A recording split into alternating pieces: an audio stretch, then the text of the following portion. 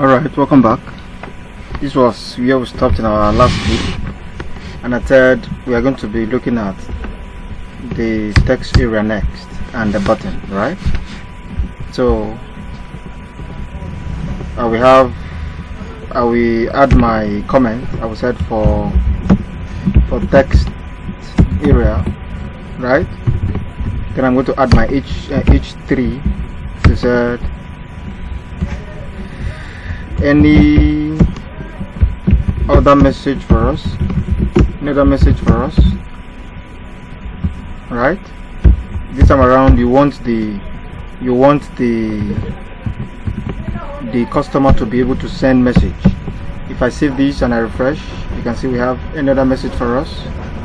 Now if I should use the input text, for instance I said input, then I say text and I refresh, you discover that if a customer is typing now, if he is typing a long message, it will just, it's not breaking. This is not the proper way of adding a text area. So what do? We are going to remove this input, then we are going to make use of what is called the text area. The text area. Are you getting it? I save and then I refresh. Now can you see that we have a text area now? Can you see? Text area. Is it working? It's working. Alright. Now if I want to reduce the size, this column, this is where we reduce the size. If I make the size to be 10, for instance, I save and then refresh. Can you see that? Can you see that the column size have been reduced? If I want it big now, I can make it 50. Say 50 and refresh. Can you see? Likewise, this also, if I need the height, that is the row to be something else, maybe like 20, I save. See, this is the current row and I refresh. Can you see we have a bigger one now? So let me change it back to the default size, that is the column 30 and the row 20 for the text area. Is it working? Yes. I refresh, we have this back. And the beauty of this text area is you can what? You can drag and drop. You can drag it if you want. Hope I'm communicating right. So hope it's working. Yes. So that's the beauty of this text area. So the user now can enter a message, as soon as the message reaches the edge, it will break, right? Not like the previous one that everything was just in one line. Hope you understand now. So whenever you want to make use of a text area like this, you make use of this text. You call this keyword text area. You add the name. You add the ID, which you are going to be using when we get to CSS, and the column is called quotes. Then the rows. Are we together? Yes, I believe so.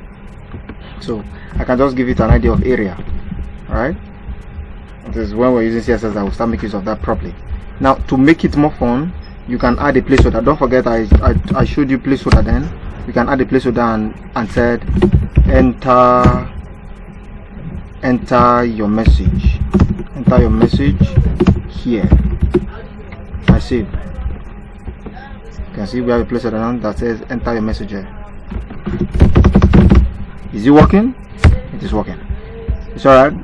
So the next thing we do, currently now, if you want to break the message, if you notice now, everything is just on one line, and it's kind of, you can actually break down your codes like this.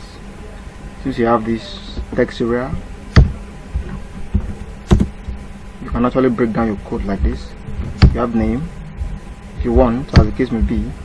If you discover that they are actually entering the other side and you don't want it, you can actually break down your code like this.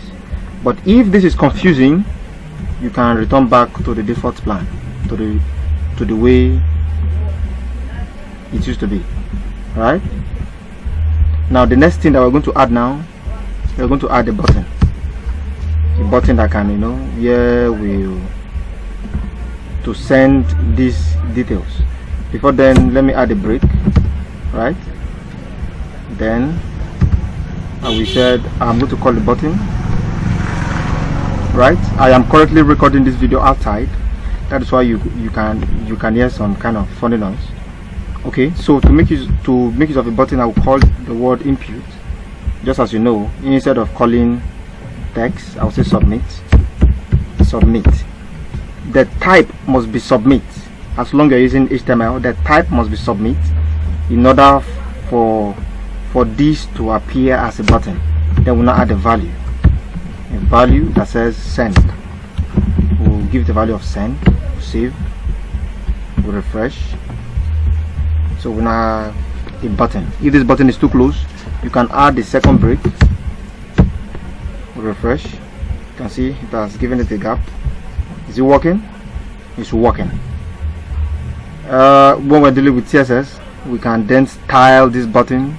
We can either increase it, make it, don't worry, we are going to do a lot of stuff when we get to CSS. So this is the hotel feedback form. We have successfully completed it. So I strongly believe that we will understand, or we now understood how to create a radio button, the linked radio button, how to create a drop down menu, how to add text and check boxes, and then the text area. After that, you have your message. If you click send, it will go. Now when we get when we're now talking about JavaScript, when we are using the Node.js, whereby we'll be talking about the database connectivity, that is when by the time someone hits send, this thing is going to, it will be sent to the database. Are you getting it now? So just stay put and let's roll. So thank you. In the next clip, I'm going to be sending you the assessment. Thank you.